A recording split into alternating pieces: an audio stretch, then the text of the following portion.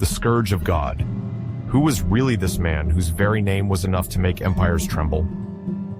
Welcome to Collapse, where history comes alive, and each video immerses you in the destiny of those who have shaped the world. Today, get ready to travel back in time and walk in the footsteps of Attila, the man who made the Romans tremble and whose mere name was enough to sow panic. From wind-swept steppes to burning cities, his epic is that of an unparalleled leader, a rider whose shadow stretched across the entire Europe. From Illyria to the banks of the Danube, from the Catalonian plains to the gates of Rome, his ascension was swift, carried by the clash of battles and the blood of the vanquished. Far from being a mere destroyer, he was a strategist, a formidable diplomat, and a symbol of raw power. But before embarking on a new adventure, don't forget to like the video and subscribe to the channel to not miss anything. Thank you, and enjoy the journey.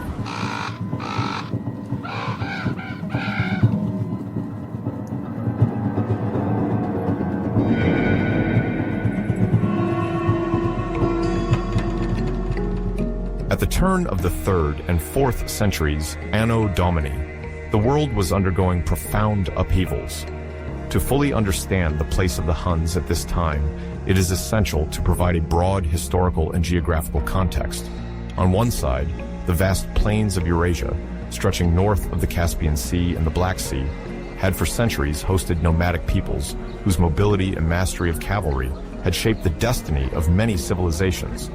On the other side, Europe saw the gradual weakening of the Roman Empire, administratively divided between a western part, first centered on Rome before moving to Ravenna, and an eastern part governed from Constantinople. At the end of the 4th century, the encounter between these two worlds would create a shock, illustrating how profoundly the Huns would leave their mark on the end of antiquity.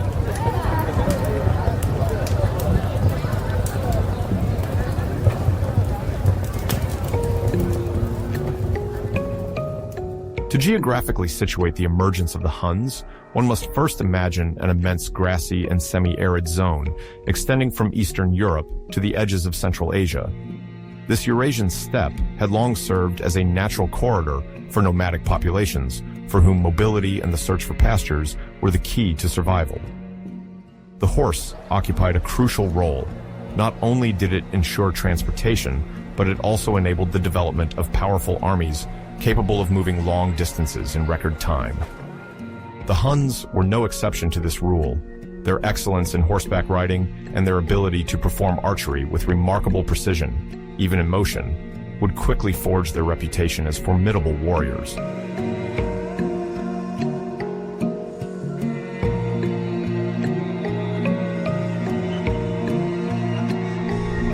This nomadic culture was based on tribes organized around kinship ties, alliance pacts, and military leaders capable of federating different factions.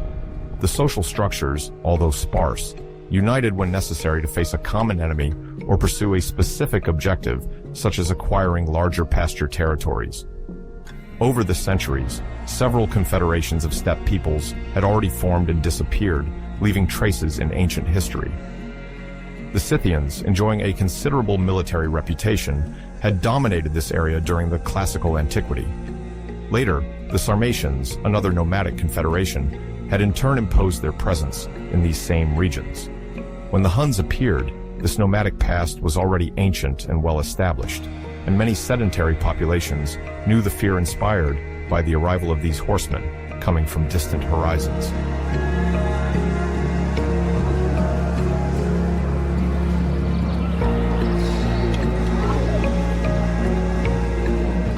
To place this phenomenon in a broader context, it is also necessary to look at the situation in Europe and the Near East.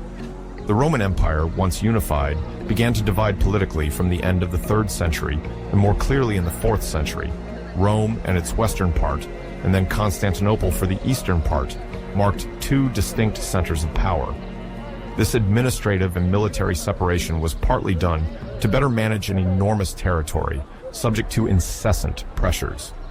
External enemies, commonly referred to as barbarians in Roman sources, multiplied incursions or forced settlements within the imperial borders. The Visigoths, Vandals, and Franks, to name a few, were then emerging powers, often migrating, seeking lands to settle or being pushed by the pressure of other peoples further east. This era is sometimes seen as a succession of barbarian invasions, although it often involved complex population movements, including alliances, federations of barbarian soldiers serving Rome, and armed conflicts.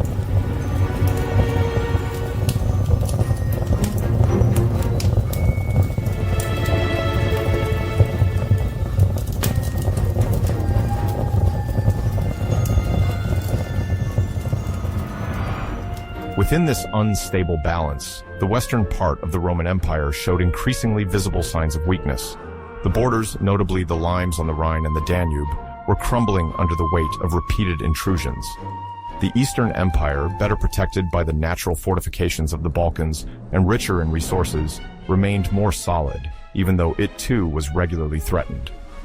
Constantinople, with its powerful walls and strategic position at the junction of Europe and Asia, was preserved, unlike the western part, whose political center of gravity gradually shifted from Rome to Ravenna in the hope of better defense.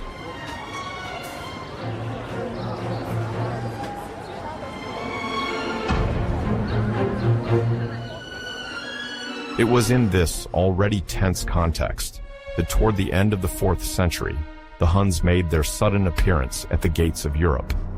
Their crossing of the Don and Volga rivers is generally dated around 370. This event marked a turning point for neighboring populations, particularly for the Goths, who had been settled for some time north of the Danube. Caught off guard by the sudden attack of these elusive horsemen, the Goths were defeated and forced to flee, seeking asylum in the Roman Empire. This involuntary movement would disrupt the region, as the massive arrival of the Goths onto Roman territory once again raised the question of the reception of refugees in an already pressured empire, while highlighting the swiftness of the Hunnic threat.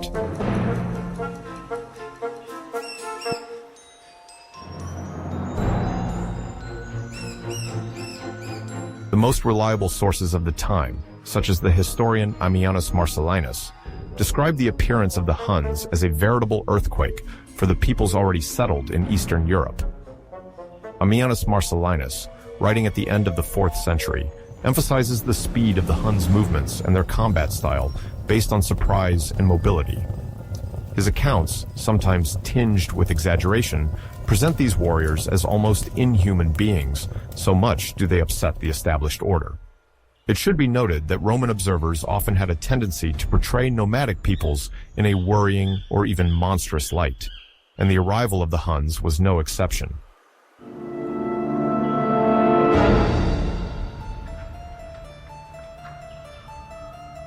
In many ancient accounts, the Huns are depicted as monsters from the east. This description stemmed both from the fear aroused by their raids and from the ignorance that the Romans, like other sedentary peoples, might have of the world of the steppes. Their different customs, the sometimes surprising appearance of their horsemen, dressed in furs and armed with composite bows, maintained an aura of mystery and terror, especially since, from the outside, it was difficult to understand how their tribal society was organized, what their motivations were, and what connections united the different nomadic factions. Romantic narratives often focused on destructive raids, the absence of urban centers, and the ability to disappear as quickly as they had arrived.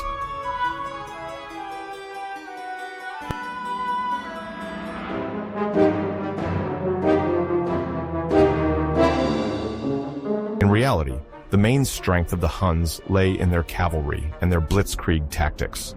Trained from childhood to shoot arrows from horseback, these warriors could swiftly swoop down on a target, unleash a swarm of deadly arrows, and retreat before the enemy could effectively respond.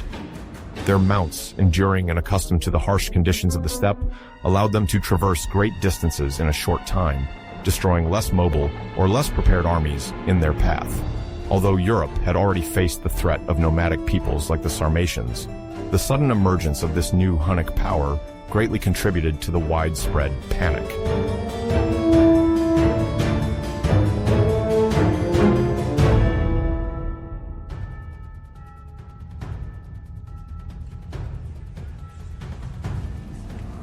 Beyond the military aspect, the reputation of the Huns was also built on the basis of stereotypes conveyed by the writers of the time.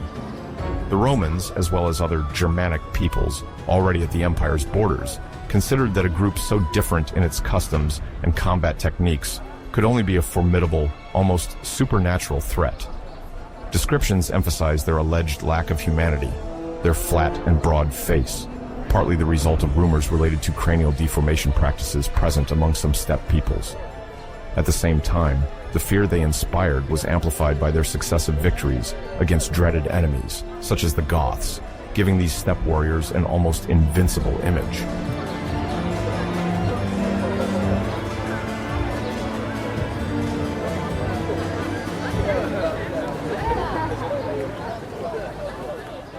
Yet, the reality was more nuanced. Although the Huns showed impressive military power during their initial incursions, their success also relied on alliances and the cooperation of various clans. Behind the presumed hostility towards the Roman Empire often lay economic ambitions to obtain lands, tributes, and access to lucrative markets by force or negotiation. The first contacts with the Roman Empire, notably after 370, were not solely belligerent. Occasional agreements could occur when Rome sought to contain other peoples or to turn the Hunnic threat to its advantage. Nevertheless, for many Romans, the arrival of the Huns marked a new era of chaos, the outcome of which they struggled to foresee.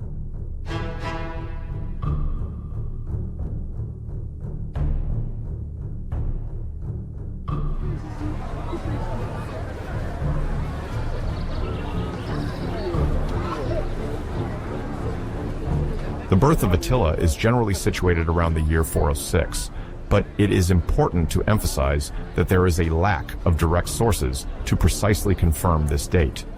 The chroniclers of the time, whether Roman or from other neighboring peoples, did not leave clear accounts of the childhood of the future Hunnic leader.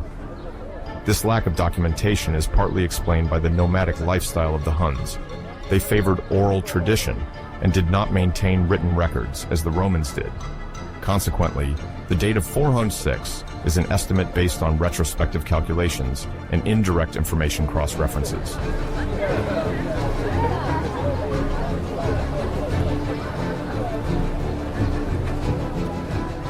Within this troubled era, the dominant figure in Attila's family was his uncle Rugila, also known as Ruga or Roas, according to various Latin and Greek transcriptions.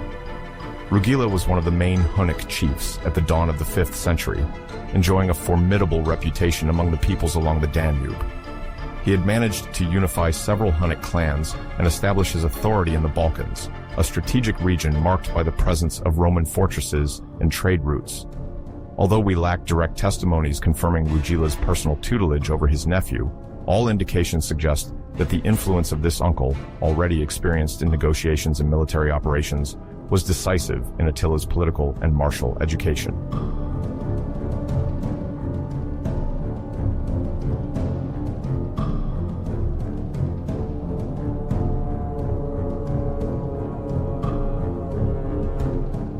Attila's youth therefore unfolded within a nomadic society that largely functioned on tribal loyalty bonds and combat traditions passed down from generation to generation.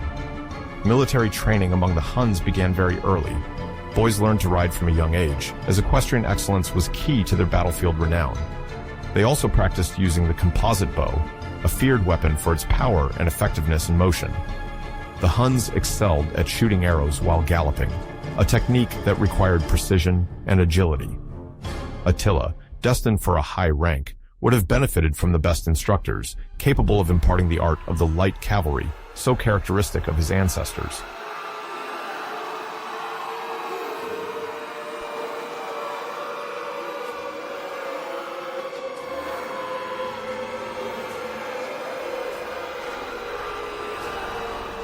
Parallel to this, Attila is said to have been introduced to the subtleties of diplomacy, an essential aspect of Hunnic survival in a geopolitical environment dominated by two Roman empires.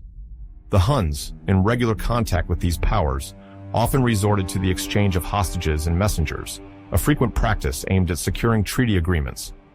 It is likely that Attila, as a young Hunnic aristocrat, participated in some of these embassies or hosted them at his uncle's camp. In any case, this early contact with Roman diplomats would have broadened his horizons, accustoming him to negotiating directly with foreign interlocutors. The idea that he may have briefly stayed in a Roman city to reinforce an agreement or serve as a hostage in good faith remains plausible, even if no source formally attests to it.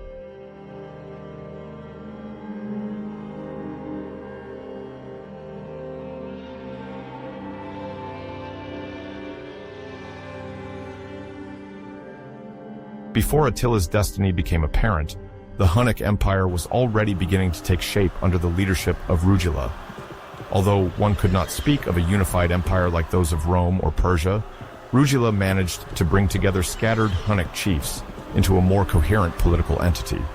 He exercised notable dominance over vast territories along the Danube, allowing him to impose advantageous treaties with the Eastern Roman Empire. The initial agreements with Constantinople involved regular tribute payments in gold, indicating the fear the Hunnic armies already inspired in the Romans. In exchange for these sums, the Huns committed to respecting precise borders, not crossing certain fortifications, and, most importantly, not attacking Roman garrisons. However, it was common for some Hunnic contingents to launch occasional raids, reminding the Eastern Empire that peace was never assured without full compliance with the agreements.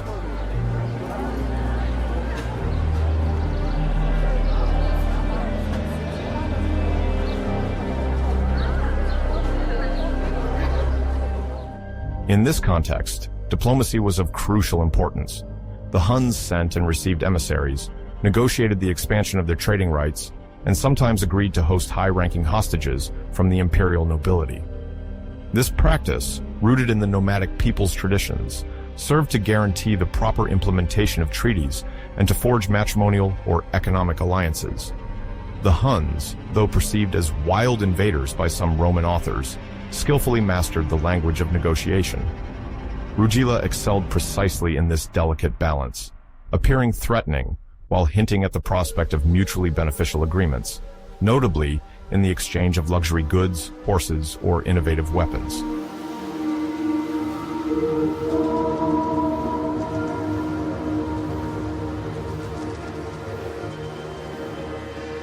The Danube, a strategic river marking the northern boundary of the Eastern Roman Empire, was then a theater of fierce rivalries. Other Germanic peoples, like the Goths, were also active in the region and sought to take advantage of any Roman or Hunnic weakness.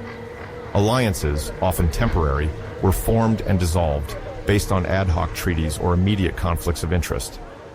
The Eastern Roman Empire, centered on Constantinople, deployed its resources to maintain stability in this sensitive area, while the Western Roman Empire, weakened, struggled to contain pressures on other fronts. This proliferation of threats and opportunities ultimately benefited the Huns, who could negotiate to their advantage and strengthen their hold in the Balkans.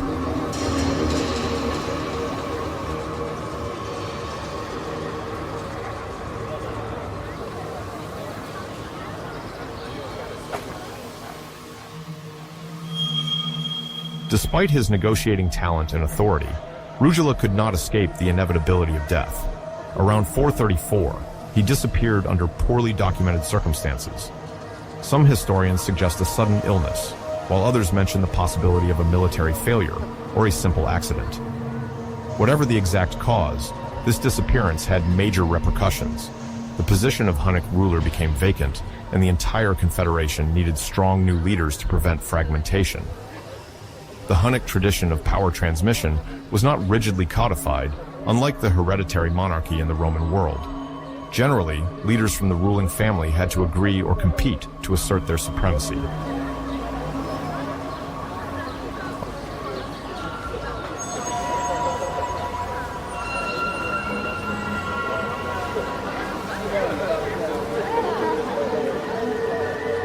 Upon Rugila's death, the leadership of the Hun people was then jointly assumed by two nephews of the deceased, Attila and his brother Bleda.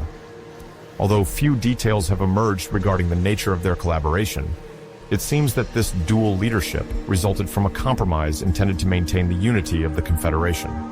Attila, trained in the art of warfare and adept in diplomacy, now shared the reins with Bleda, who also benefited from the family legacy. Their first joint initiative, to consolidate their authority, was to re-establish dialogue with Constantinople and impose new conditions.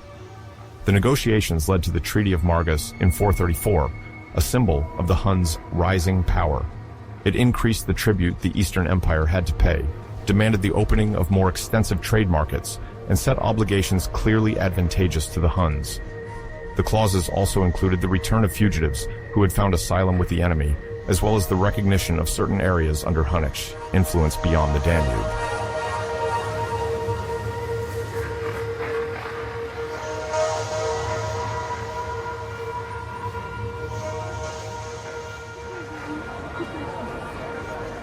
At this moment, Attila and Bleda exercised a joint power that stood out from many other political structures of the time.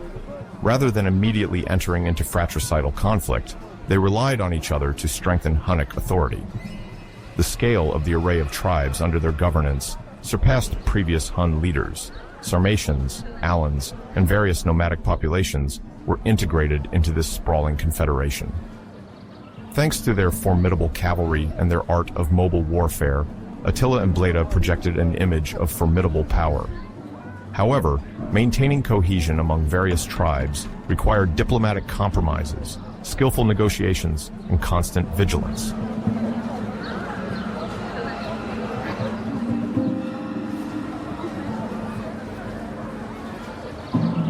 In their strategy of consolidation, the two brothers had to face competition from other Hunnic leaders aspiring to challenge their authority. Some of these leaders, enriched by earlier raids, possessed a significant network of loyal warriors. Attila and Bleda responded by skillfully sharing the spoils, granting command positions to influential figures, and ruthlessly suppressing any open rebellion. This firm approach prevented the Confederation from fracturing and pushed each tribe to rely on the central power structure. Moreover, the Treaty of Margus strengthened the brothers' legitimacy by showing they were capable of imposing their diplomatic will on the Romans.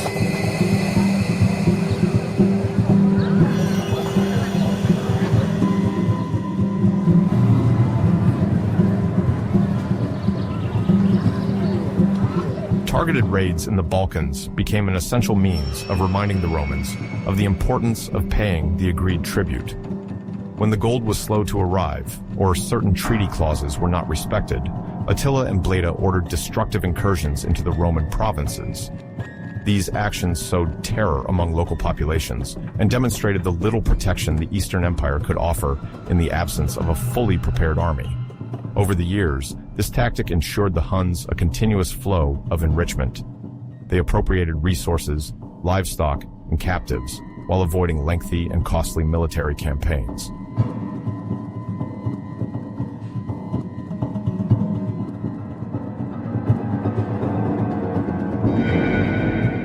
The ambitions of Attila and Bleda were not limited to maintaining the Roman tribute.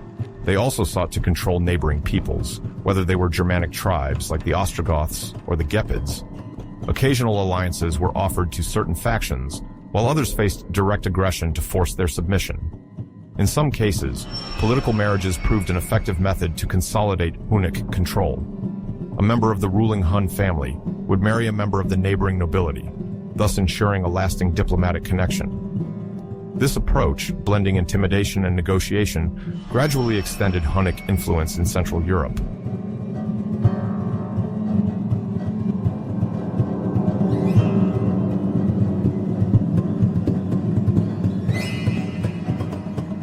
Meanwhile, the Eastern Romans watched with growing concern the consolidation of Hunnic power. Reports from the officials in Constantinople invariably mentioned the names of Attila and Bleda as the main architects of the threat. In an attempt to maintain a semblance of peace, Emperor Theodosius II intensified efforts to honor the treaty's clauses.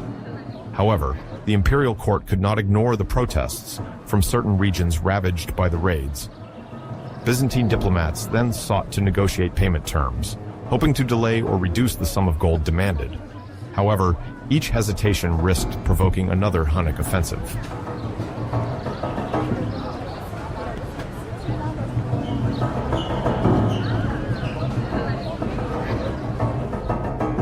Even though Bleda officially shares the throne, it seems that Attila's ambition and charisma capture more Roman attention. As negotiations multiply, reports emphasize Attila's firmness and determination. In the Roman imagination, he becomes the central figure. He is credited with the initiative of raids and the harsh conditions imposed on Constantinople, relegating Bleda to a suspected second plan of being less influential.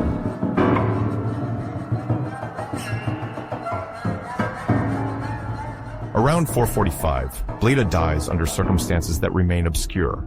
Available testimonies suggest several hypotheses. Some report a hunting accident, while others suggest an assassination ordered by Attila himself to eliminate any internal rivalry. Since Hun power is often linked to personal strength and warlike renown, it is plausible that Attila's charisma, his will to conquer, and his determination to maintain the Roman tribute drove him to sideline his brother. However, it is difficult to distinguish reality from propaganda. Roman sources, often marked by their mistrust of the Huns, mostly lean towards the thesis of voluntary elimination.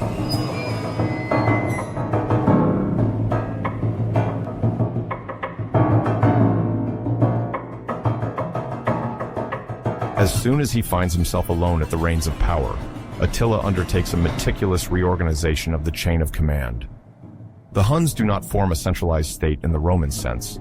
They are rather an ensemble of nomadic clans and tribes that federate around a leader recognized for his strength and diplomatic skill.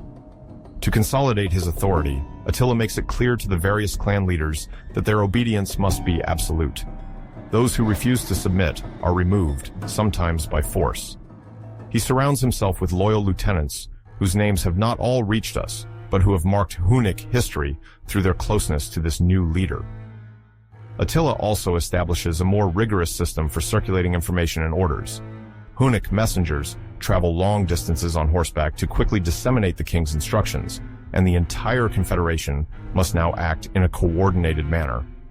This subordination of tribe leaders contributes to forging a solid command corps, essential for any expansionist campaign.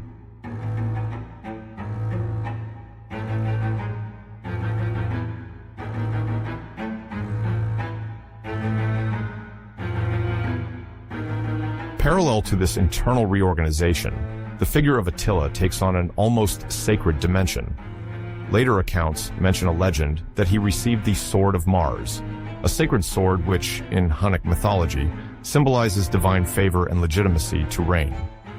The god Mars is here perceived as a Latin equivalent associable with the war deities revered by the steppe peoples. Tradition claims that a Hun shepherd discovered this weapon by following a trail of blood left by a wounded animal and then offered it to Attila. This object, probably surrounded by legends from various traditions, grants the sovereign a prophetic character. He would not only be a warlord, but an elect of the gods.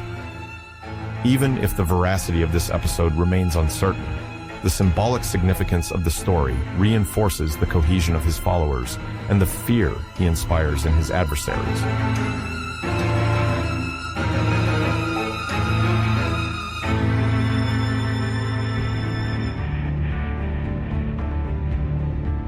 Attila's image among the subjected peoples is then built around two poles: the fear inspired by his military power and the respect provoked by his ability to reward those loyal to him. Tribes that agree to serve under his banner can obtain considerable benefits: protection against other enemies, a share of the loot during raids, or the prospect of settling in newly conquered regions. In contrast, those who stand against him must face an adversary whose speed of movement and combat tactics are reputedly formidable. The Hunnic cavalry, composed of agile fighters, takes advantage of the composite bow, a weapon of choice for the peoples of the steppe. Raids carried out at high speed often sow terror among opponents who struggle to organize an effective defense. Attila expertly manages this mechanism. He knows how to place just enough pressure on his enemies for them to negotiate on his terms, while maintaining the constant threat of a more violent attack.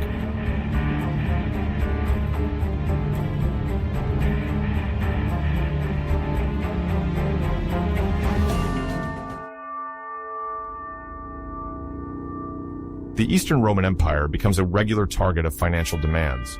When the amount no longer seems sufficient in Attila's eyes, or when payments are delayed, he immediately sends emissaries to demand more. If the imperial government of Constantinople is reluctant to comply, Attila does not hesitate to launch punitive raids. They generally strike the provinces located north of the Balkans, causing destruction and the exodus of the local population. This tactic, which closely ties diplomacy and threats, forces the Eastern Emperor, Theodosius II, to negotiate from a position of weakness. The imperial coffers are depleted, but it is often more advantageous for Constantinople to pay the tribute than to risk a large-scale war, difficult to win against these elusive nomads.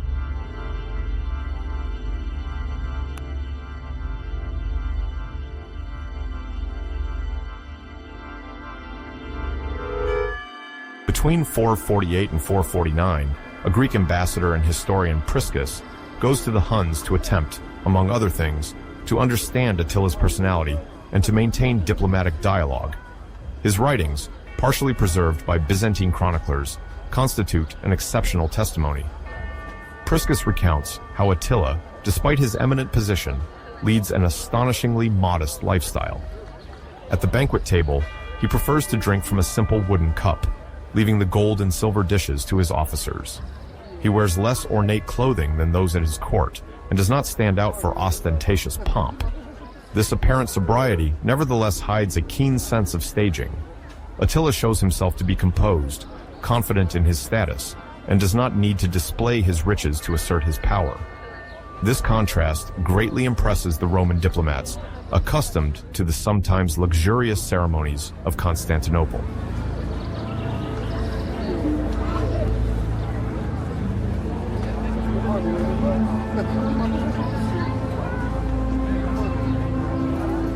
The Hun ruler is, however, fully aware of the advantage provided by foreign embassies.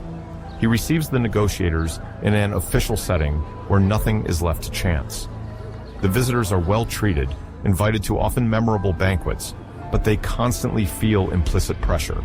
If they do not bring a satisfactory offer or attempt to deceive the king, they expose themselves to heavy reprisals.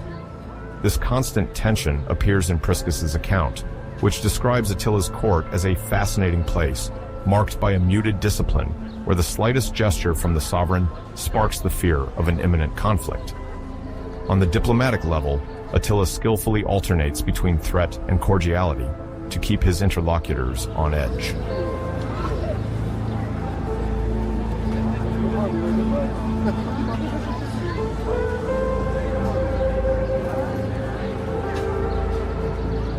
Moreover, Attila's personality is nourished by rumors and legends. He is presented both as a bloodthirsty barbarian leader and as a quasi-mythical figure, capable of uniting a vast territory under his control. Some sources mention his multiple wives. It is not merely a taste for polygamy. These alliances often serve to consolidate political pacts with other tribes or to keep potential competitors at bay. According to Hunnic custom, marriages can seal lasting bonds of loyalty, as each union attests to Attila's high rank and his desire to be surrounded by the elites of other peoples. The records of the time sometimes omit to specify the names of these women, but they emphasize the crucial role of these unions in maintaining the balance of political power.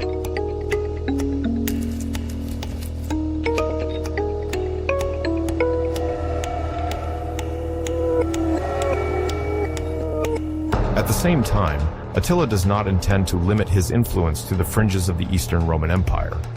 During this period, he already starts contemplating directing his power towards the west.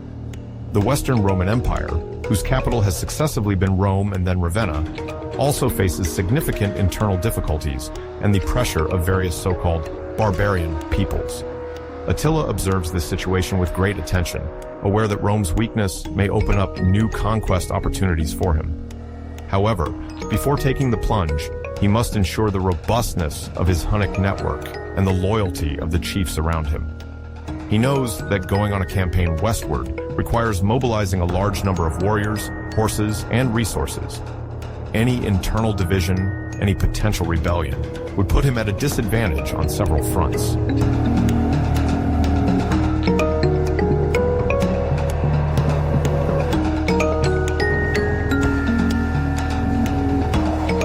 During the years 445 to 450, Attila endeavored to assemble a vast network of vassals and allies. The Ostrogoths, the Gepids, and other Germanic peoples often found themselves compelled, either through diplomacy or military threats, to follow Attila in his ventures. This coalition, in reality quite heterogeneous, gave the Hunnic Empire a formidable striking force. It is estimated that the subjugated or allied populations could provide contingents of several tens of thousands of horsemen, a major asset in rapid and devastating campaigns. The mobility of the troops remained the most formidable weapon. They were capable of covering great distances in record time, making the enemy's response uncertain. All of Attila's talent lay in orchestrating these various components, drawing resources, ensuring command cohesion, and appearing as the sole decision-maker.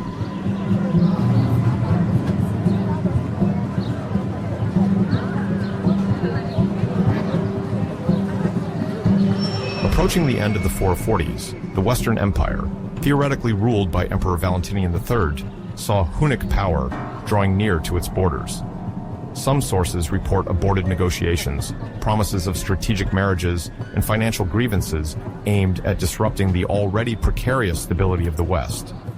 Attila used the same tactics as with Constantinople, combining invasion threats, opportunistic alliances, and diplomatic pressures to obtain concessions.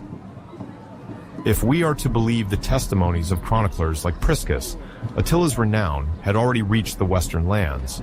The Roman elites, as well as other barbarian peoples settled in Gaul or Iberia, began to fear the appearance of these horsemen emerging from the northeast and led by a leader who was called in some accounts the Scourge of God.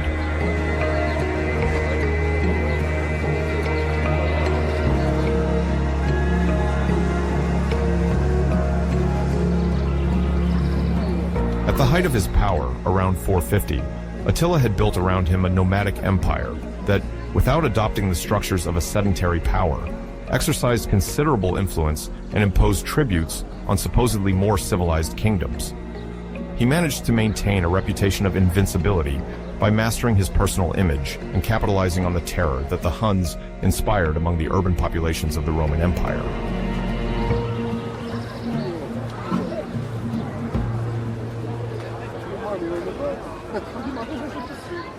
The campaign of 451 in Gaul, present-day France, is generally explained by several converging causes. On one hand, the Roman general Attius, the main defender of the Western Empire, maintained complex relations with Attila. Some sources suggest that Attius had once supported him, hoping thus to contain other barbarian threats at the border. But as Attila's influence grew, their common interests eroded, and the Western Roman Empire began to tremble before Hunnic power.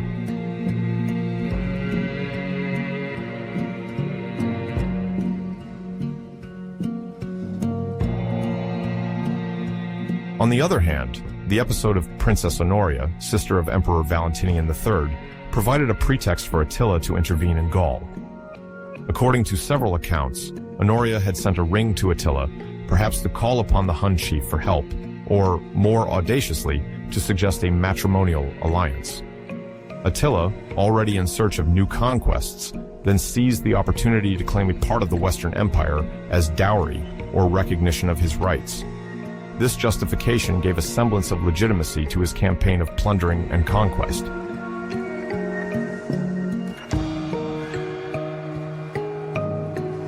On the defensive side, the Western Roman Empire, well aware of the imminent danger, worked to federate various barbarian powers settled in Gaul.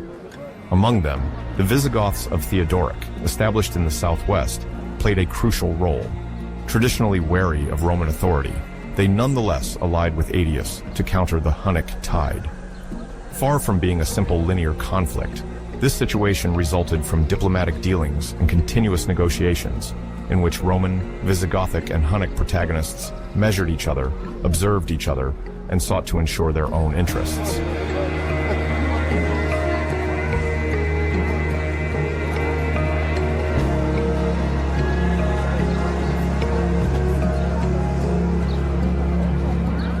At the beginning of the year 451, Attila launched his troops through Germania. Crossing the Rhine proved to be a decisive moment. The Hunnic army moved with disconcerting speed, far superior to that of the heavier and less mobile Roman legions. The Huns relied on their remarkable light cavalry, coupled with contingents of warriors from many subordinate or allied peoples, Ostrogoths, Gepids, or even contingents of rallied Germans. The Rhenish Franks, settled along the river, reacted variably to this advance. Some chose resistance, others attempted to deal with the threat by concluding ephemeral agreements with the invaders.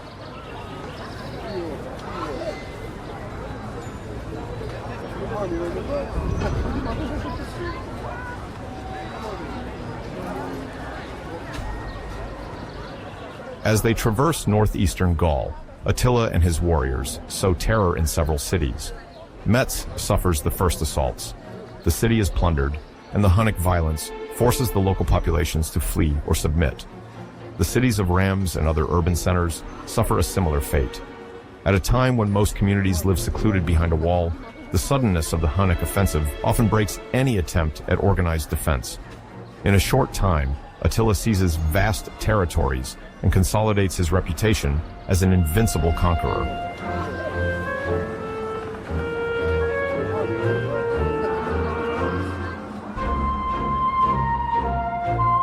The March of the Huns then heads towards the heart of Gaul with a major objective, the city of Orléans. Situated on the Loire, Orléans occupies a key strategic position as it dominates access to the more southern provinces and controls the trade route linking north to south. For Attila, capturing this stronghold would mean asserting his authority over Gaul and directly threatening the center of the Western Roman power. Convinced of the superiority of his forces, he then undertakes to besiege the city.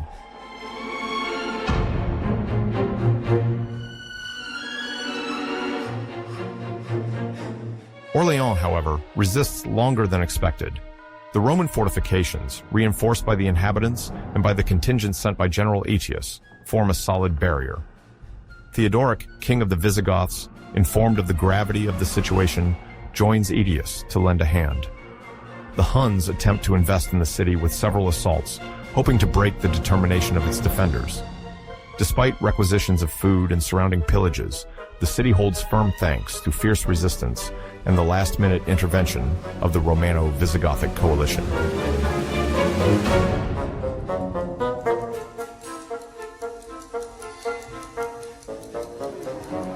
According to some chroniclers, the reinforcements led by Aetius and Theodoric arrive at the critical moment. Attila would have already prepared to force the city gates, but the threat of a united and powerful enemy army compels him to retreat to avoid encirclement. Orléans, saved just in time, then becomes one of the symbols of the Western Roman Empire's ability to stand up to a supposedly invincible adversary.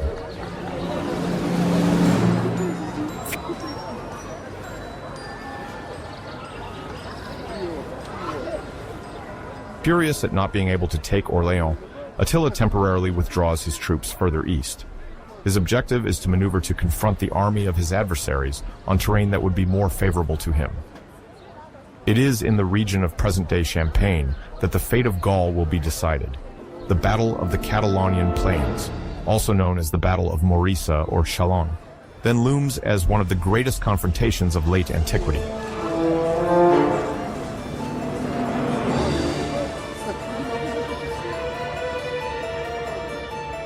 On one side, there is the coalition formed by Roman general Aetius and Visigothic king Theodoric, consisting of 45,000 soldiers.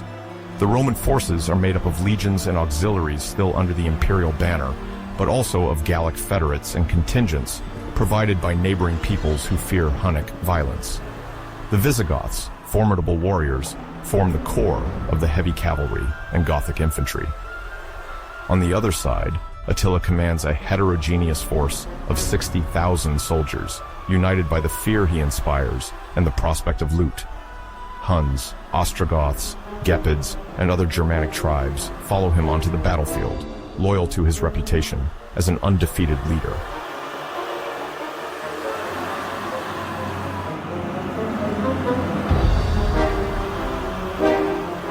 The details of the battle's progress differ according to the sources, but most insist on the fierceness of the fighting.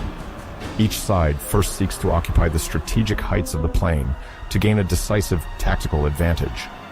The Hunnic cavalry, known for its speed and skill in harassing the enemy with bows, however, encounters the fierce resistance of the Romano-Visigothic cavalry and infantry. Besides the frontal opposition, this battle is also marked by a flood of maneuvers, surprise attacks, and attempts to envelop, with each side trying to break the opposing lines.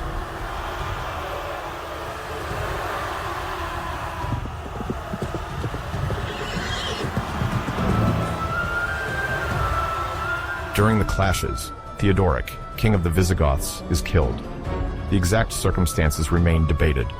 Some authors report that he fell off his horse in the midst of the melee. Others suggest that he perished under the blows of a Hunnish warrior. In any case, the death of this charismatic leader darkens the morale of his troops. Nevertheless, the cohesion of the coalition does not collapse. Theodoric's son Thorismund quickly takes the lead of the Visigoths, aided by Aetius, who ensures that this valuable ally does not leave the battlefield.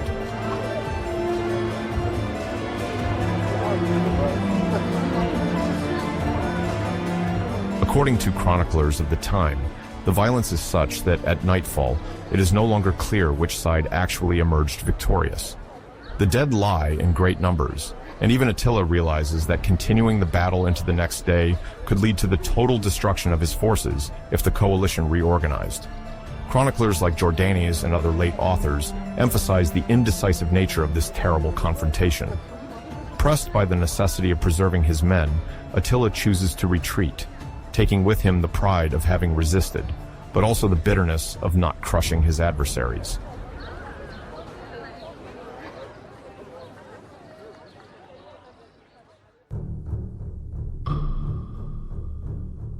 The day after the Catalonian fields, the situation marks a turning point. Attila, for the first time, is checked on the battlefield. Although he does not suffer a total defeat, this setback acts as a hindrance to his ambition of conquering all of Gaul. The Hunnic army, exhausted by the fighting and weakened, is no longer able to carry out the vast offensive that Attila had hoped for. The Hun leader, however, escapes annihilation. The Roman coalition, also exhausted, does not have the strength to finish off his hordes definitively.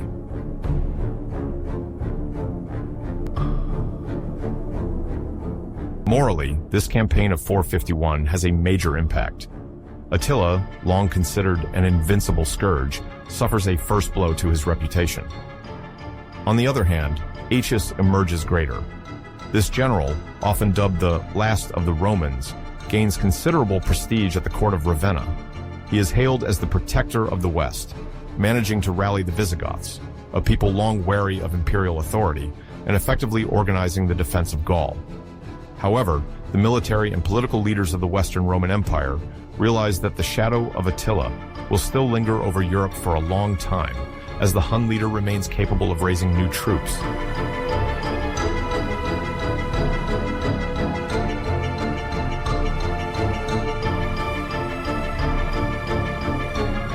In the months that follow, Gaul tends to its wounds. The devastated cities slowly begin their reconstruction, and the populations resettle as best as they can under feudal authority or directly under Rome's tutelage. The Visigoths, for their part, see this common victory as a way to strengthen their legitimacy in Gaul, the death of their king. Theodoric has united their ranks, and the figure of Thorismund, then that of the successors, emerges strengthened.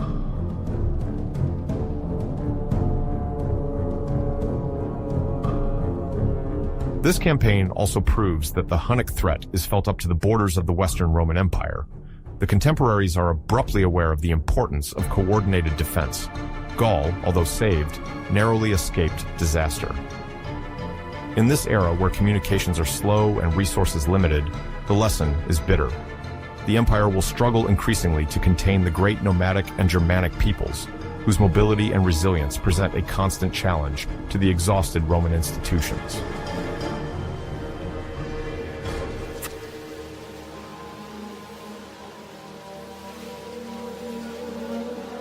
From the end of the Gallic campaign, Attila reorganizes his armies and plans to take advantage of a new conflict. The motivations driving him to invade Italy are manifold. First, he seeks to further enhance his prestige and secure substantial loot to reward his fighters and maintain around him the network of loyalties essential for the survival of his nomadic empire. The Huns, whose existence depends on mobility and the resources provided by their raids, see the expedition to Italy as a golden opportunity to acquire quick riches and to test the Roman defense.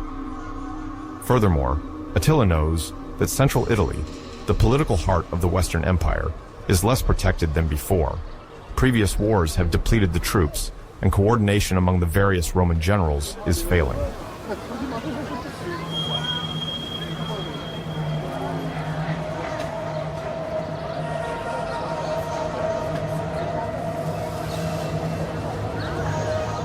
In the spring of 452, Attila begins his advance by crossing the Eastern Alps, likely through strategic passes, known to him via allies or spies. The mountain passages, already challenging under normal circumstances, are crossed with little resistance as the Romans have not been able to consolidate their positions. Reported by later chroniclers, these events describe columns of Hunnic warriors descending into valleys, preceded by terrifying rumors about the cruelty of the invaders. The local populations, terrorized, desperately seek to flee before this mobile and disciplined army, renowned for its skill in horseback archery and quick pillaging of the traversed areas.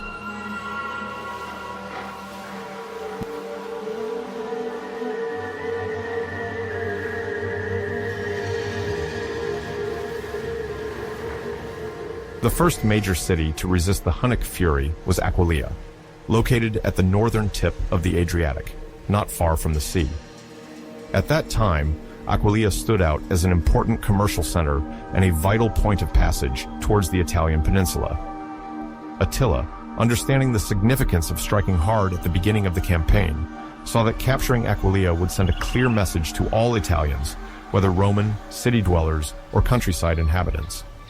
According to ancient testimonies, the siege of the city was quick and brutal. The walls, though imposing, gave way under the Hunnic assault, and the city was sacked in 452. Those who were not killed attempted to flee, seeking refuge in the nearby marshlands or on the lagoon islets in the heart of the sea. Many specialists consider this mass flight to the Adriatic lagoon as the embryonic foundation of Venice, a future maritime city that would rise on these small islets to escape land invasions.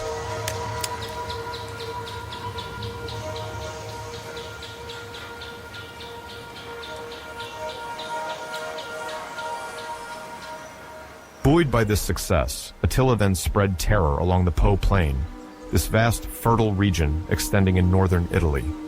The Huns conducted swift raids there, pillaging crops, capturing livestock, and destroying infrastructure. The Western Roman armies, already weakened by the previous campaign, were unable to effectively counter these incursions. Canals and roads were cut off, making supplies uncertain, and most inhabitants preferred to flee rather than risk confrontation. In this climate of widespread panic, cities were sometimes abandoned even before the Huns arrived, allowing them to seize hastily abandoned stocks of food and weapons without a fight.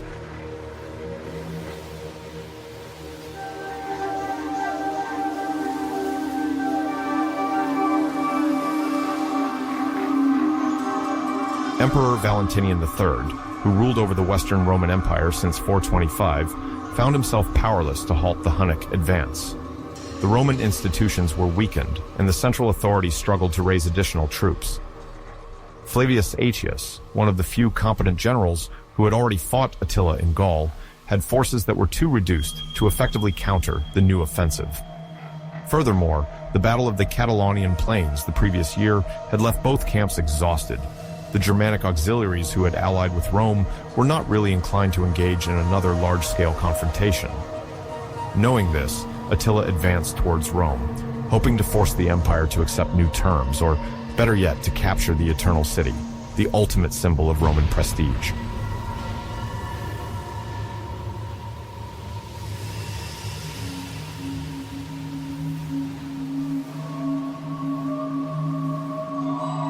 Panic spread among the population of Rome as they realized the proximity of the Huns. Yet, in this sea of disorder, a figure would emerge. Pope Leo I, known as Leo the Great, who had occupied the pontifical seat since the year 440. A churchman who was both a shrewd diplomat and a respected theologian, Leo I understood that the Hunnic threat could precipitate the total collapse of the Western Empire, already on its last legs. He also realized that if Rome were to be sacked, Western Christianity would be deeply shaken by it. The religious and symbolic aura of Rome, the historical capital of Latin Christianity, could trigger a tidal wave of panic and doubt in the Roman world.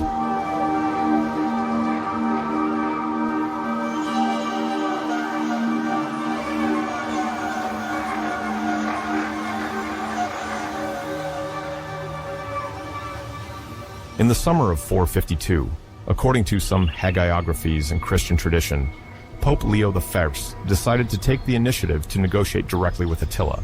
Historians mostly agree on dating their meeting to around the summer, although the exact location remains uncertain.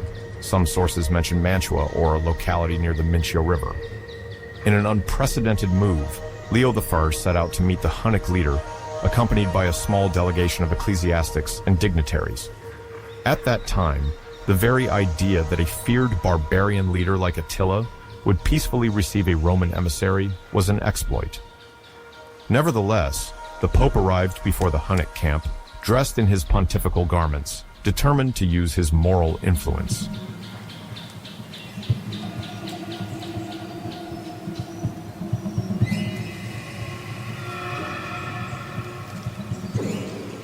The traditional account, tinged with legend, relates that during this meeting, Leo IV invoked the divine protection bestowed upon the city of Rome, warning of celestial punishment if Attila dared to enter the holy city.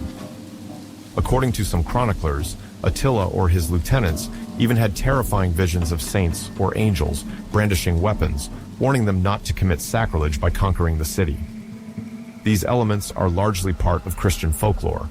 However, they illustrate the psychological impact this meeting might have had on both the Huns and the Italian population.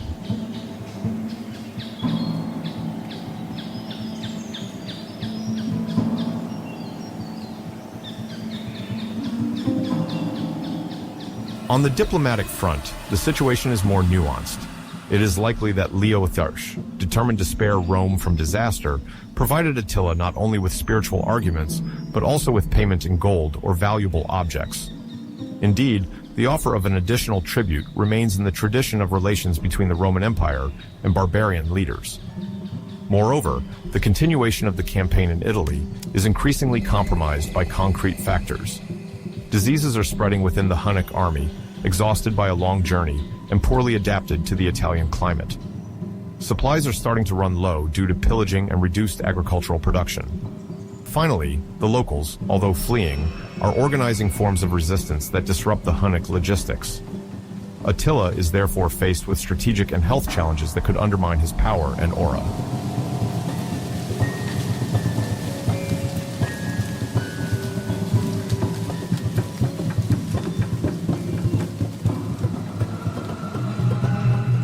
After this significant meeting, Attila decides not to take Rome. The Hunnic leader orders his troops to retreat to Pannonia, a region roughly corresponding to part of present-day Hungary, where the heart of his empire is located. The reasons for this change of situation are likely multiple. Some suggest that the threat of a military retaliation, reinforced by the memory of the joint efforts of Rome and its allies during the recent Gallic campaign, played a role in Attila's decision. Others emphasize the deteriorating health of his army. Diseases, combined with supply difficulties, would have made any new offensive untenable. Finally, the payment of substantial gold, coupled with the psychological impact of Leo I's spiritual warnings, seems to have definitively convinced the Hunnic sovereign that it was better to preserve his forces and return to his territory.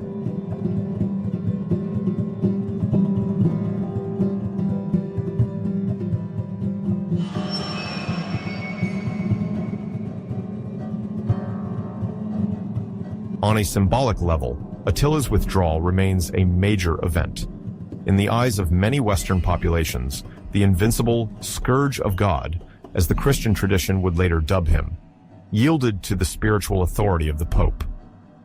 While modern historiography often tempers this view, it readily recognizes the importance of the meeting between Leo I and Attila. It ingrains in people's minds the idea that even in the face of barbarian threats, Roman dignity and Christian faith are still capable of exerting a deterrent force. The event also helps elevate the stature of the Pope, who appears not only as a spiritual guide, but also as a political mediator and protector of the city.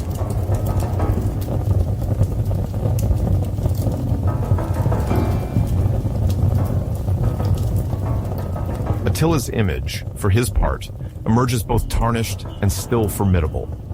He did not take Rome, which is a major setback for him, as conquering the Eternal City would have meant triumphing over the historical heart of the empire. Yet, he does not suffer any significant military defeat either. He simply chooses to depart. This is enough to maintain the reputation of the Hunnic leader as a strategist capable of adapting and retreating when the context is no longer favorable. The peoples of Italy and the entire Roman world thus retain a deep fear of the Hunnic Empire, aware that Attila remains, despite this withdrawal, at the head of a considerable force.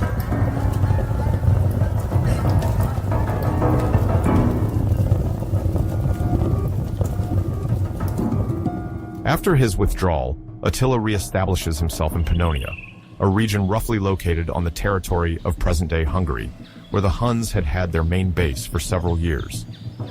The morale of his troops is no longer as unshakable as before. The Gallic and Italian campaigns, conducted over 2 consecutive years, have taken a heavy toll in energy, resources, and men. The Huns, once praised for their extraordinary endurance, are hit hard by the diseases encountered in Italy, as well as the difficulty in adequately feeding their horses after such long journeys.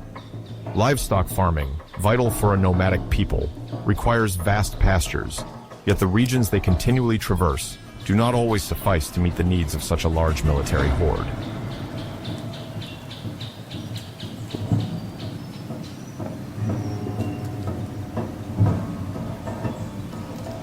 Within this composite army, tensions are crystallizing. Hunnic alliances largely hinge on the leader's aura, the fear or admiration he inspires, and the promise of loot or tributes paid by the Romans. With each victorious campaign, Attila generously rewarded his loyal lieutenants and vassal kings. But when the prospects of conquest diminish and the troop is exhausted, the loyalty of individuals may waver. Thus, some previously subdued or integrated Germanic allies consider gradually emancipating themselves from Hunnic rule if the situation remains unfavorable.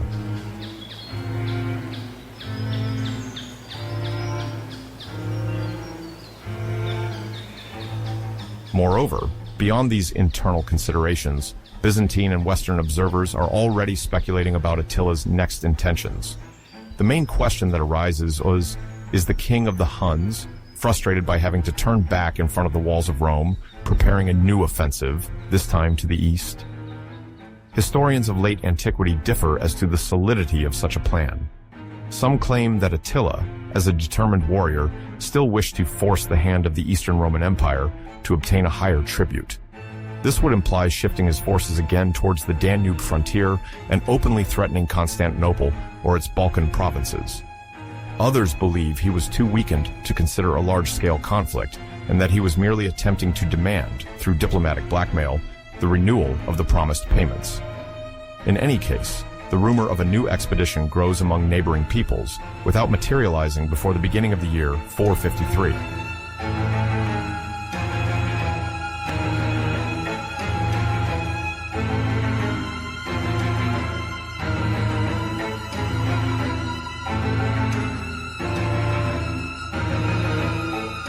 It is precisely at this pivotal moment that a dramatic event occurs. Attila suddenly dies. The ancient sources offer on this subject a particularly striking account, often repeated in historiography. The most famous version tells that he died during his wedding night with a princess named Ildiko, sometimes described as a captive or as a high-born wife, according to the accounts. While the wedding feast is in full swing, Attila withdraws for the night. The next morning, he is found lifeless, lying in his bed, a victim of severe hemorrhage. Some mention an uncontrollable nosebleed, others suggest the hypothesis of a heart attack. In any case, this episode strikes contemporaries with its dramatic side. Here is a feared conqueror, a man considered the embodiment of nomadic violence, dying in an intimate moment, without delivering the great final battle that some feared.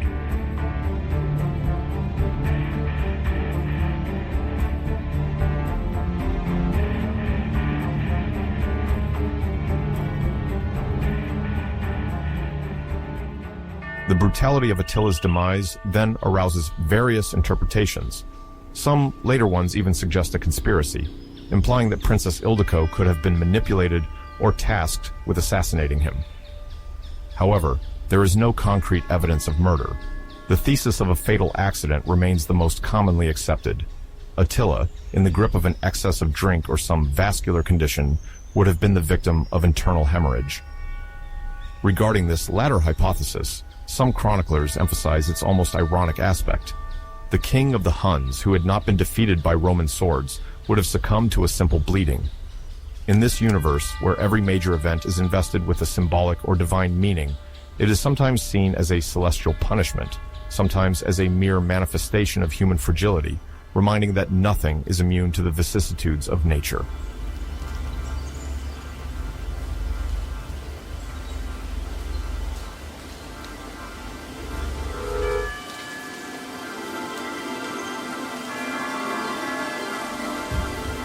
On a political level, the impact of Attila's death is considerable. The Roman chanceries, which trembled at the idea of having to wage yet another total war against the Huns, suddenly see the main figure vanish. For years, he alone embodied the Eastern threat. The courts of Ravenna and Constantinople received the news with a mixture of relief and caution. The disappearance of this leader does not automatically imply the end of the Hunnic power, but it radically changes the situation. Deprived of its charismatic leader, the Hunnic Confederation finds itself without clear direction. Its secondary leaders, once united by the fear or admiration of Attila, soon begin to quarrel over succession, tearing apart from within an empire built on the cult of an exceptional individual.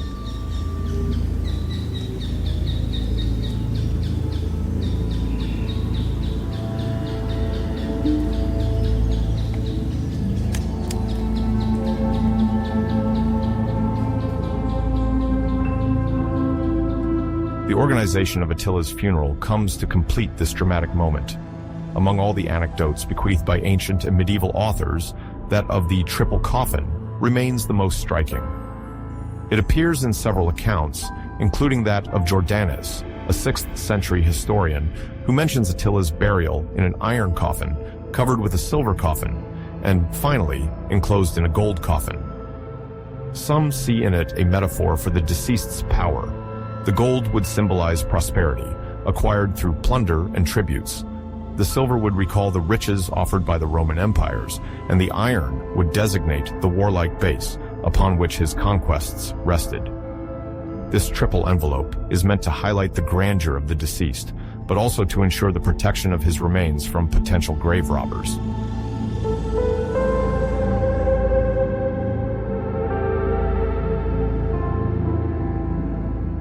The legend adds that, to ensure absolute secrecy about the tomb's location, the slaves who dug the grave were all put to death. As a result, no one would be able to discover the place where the one who had spread terror across Europe rests. How much credence can be given to this account? It is difficult to distinguish historical reality from invention or exaggeration. Modern historians point out that such a practice, although extreme, has been mentioned in various funerary traditions related to particularly feared leaders. It is therefore possible that there is a kernel of truth, even if it is also likely that over time, the story of this funeral ritual was amplified to match the dark myth surrounding the figure of Attila.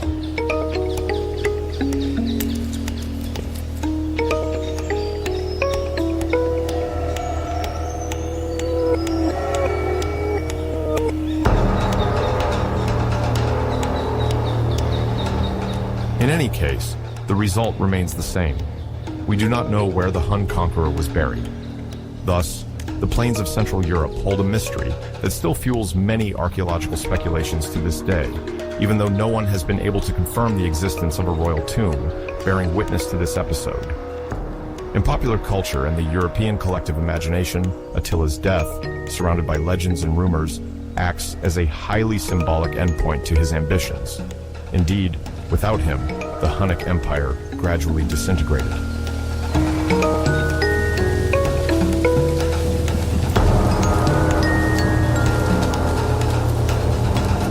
Attila the Hun was not only a feared conqueror, he was a catalyst for change that reshaped Europe. By sowing terror across the continent, he accelerated the great migrations of Germanic peoples who, fleeing the Huns, crossed the borders of the Roman Empire. The Visigoths, Ostrogoths, Vandals, and other tribes, driven by the Hunnic threat, settled on Roman lands, gradually weakening the imperial authority. But his impact did not stop there. By challenging Rome and forcing it into costly battles, he weakened the Western Roman Empire, which was unable to contain both external invasions and internal conflicts simultaneously. Less than 25 years after his death in 476, the Western Empire definitively collapsed. Ironically, this chaos allowed for the emergence of new kingdoms, laying the foundations of medieval Europe. Among them, the Franks, who, with the disappearance of Roman authority, established their domination under Clovis, founding the future kingdom of France. The Ostrogoths settled in Italy, the Visigoths in Spain, while other peoples carved out territories on the Roman ruins. Attila did not just make history, he left a lasting mark on it.